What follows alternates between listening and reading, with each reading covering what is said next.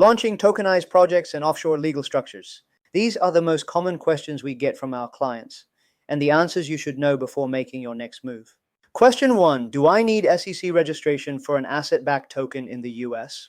Yes, if your investors are in the US, even under Reg D. Question 2. What are faster alternatives to US registration?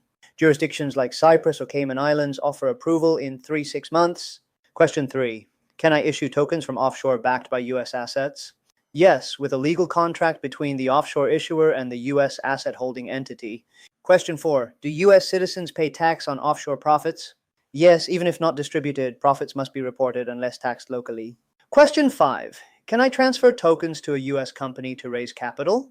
No, selling tokens in the US requires licensing or SEC exemption. Question 6. What is the ideal structure?